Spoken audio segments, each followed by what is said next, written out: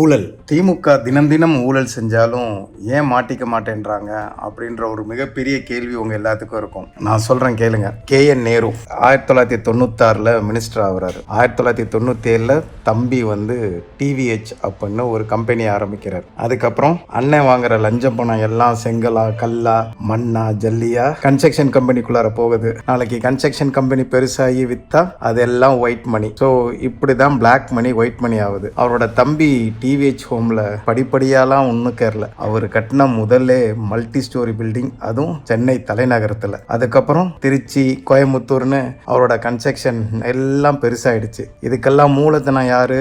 அண்ணனோட லஞ்ச பணம். ஆனா அதை நம்மளால நிரூபிக்க முடியாது. ஏன்னா ஊபிட்ட போய் கேட்டு பாருங்க, ஐயோ அவர் தம்பி சிவில் இன்ஜினியரு, அதனாலதான் கன்ஸ்ட்ரக்ஷன் பண்ணி அவரு உழைச்சி சம்பாரிச்சிட்டு இருக்காரு, இதுக்கும் அண்ணனுக்கும் சம்பந்தம் இல்லை அப்படின்னு சொல்லுவாங்க. இதெல்லாம் உங்களை ஏமாத்துறதுக்கு. அவர் சிவில் இன்ஜினியர் இல்லைங்க, மெக்கானிக்கல் இன்ஜினியராக இருந்தால் 4 ஷெட்டை வாங்கி போட்டிருப்பாங்க, கெமிக்கல் இன்ஜினியராக இருந்தால் 4 ஃபேக்ட்ரியை வாங்கி போட்டிருப்பாங்க. அவர் என்ன படிச்சிருக்காரோ அதுக்கு தகுந்த மாதிரி அவங்க பிஸ்னஸை செட் பண்ணி அழகாக சம்பாரிச்சிட்டு இருப்பாங்க. நீங்கள் ஒரு மந்திரியோட பினாமி அவங்க அண்ணனோ தம்பியோ அக்காவோ யார் இருக்காங்கன்னு பாருங்க. அவங்களோட பிஸ்னஸ் இவங்க மினிஸ்டராக இருக்கிறப்ப எப்படி வளர்ந்துருக்குன்னு பாருங்க. அப்போதான் எனக்கு அதுக்கும் சம்மந்தம் இல்லை அப்படின்னு அவங்களோட நாமினேஷனில் வெறும் எனக்கு 2 கோடி தான் சொத்து இருக்கு, 50 லட்சம் தான் சொத்து இருக்குன்னு சொல்லி காமிச்சிக்கலாம். இதே தாங்க நம்ம உதயநிதி அண்ணாக்கும். ரெட் ஜெயின் மூவிஸ் 2021 ஆட்சிக்கு வரதுக்கு முன்னாடி வரைய அந்த கம்பெனியோட வேல்யூ வெறும் 10 கோடியாக இருந்திருக்கும். ஆனால் இன்னைக்கு 10,000 கோடியாக மாறி இருக்கும். ஆனால் அதை எலெக்ஷனில் காட்டல, நாமினேஷனில். காரணம் என்ன தெரியுங்களா?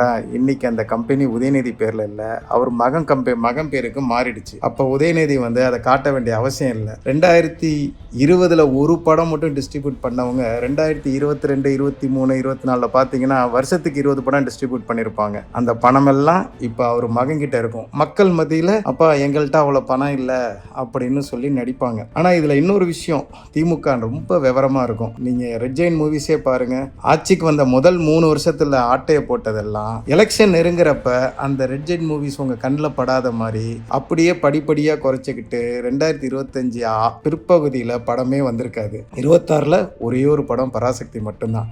ஏன்னா பாரு, நாங்கள் எங்கே நிறையா படம் எடுத்தோம்னா எங்கே வந்திருக்கு, எங்கே கடந்த 6 மாதத்தில் ஒரு படத்தை காட்டு அப்படின்னு சொல்லலாம். எலெக்ஷன் முடிஞ்சதுக்கப்புறம் நீங்கள் 2வது டேர்ம் அவங்களுக்கு கொடுத்தீங்கன்னா அப்புறம் தான் அதிரடி ஆட்டம் ஆரம்பமாகும். நீங்கள் எதிர்பாராத அளவுக்கு ஊழலை செஞ்சு, ஏன்னா 3வது தடவை வரத்துக்கு யாருக்கும் இன்ட்ரெஸ்டும் இருக்காது. ஏன்னா சேர்த்த சொத்தெல்லாம் அனுபவிக்கணும், ஊர் சுற்றணும். அதனால 3வது தடவை வரத்துக்கு திமுகவே பிரியப்படாது. அந்த அளவுக்கு சொத்தை சேர்த்து நம்மளை நிர்கதியாக ஆக்கிடுவாங்க. இது நீங்கள் நிறைய இடத்துல பார்த்துருப்பீங்க. மோடி முதல் டேர்மில் போட்ட ஆட்டத்தோட 2வது டேர்ம்ல போட்ட ஆட்டம் தான் ஜாஸ்தி. அதே மாதிரி திமுக இந்த 2வது டேர்ம் வந்துச்சுன்னா அவங்க போடுற ஆட்டத்தை நம்மளால தாங்க முடியாது. ஏன்னா 3வது தடவை ஜெயிக்கிறத பத்தி யோசிக்க மாட்டாங்க. முதல் தடவையே 2வது தடவை பத்தி யோசிக்காம தான் 10 வருஷமா காஞ்ச மாடு கம்பளம் மேஞ்ச மாதிரி இவ்வளவு ஊழல் பண்ணியிருக்கிறாங்க. அதனால இன்னொரு ஊழலாட்சி வேண்டாம். அதனால் வாக்களிப்பீர்கள் விசில் சின்னத்திற்கு.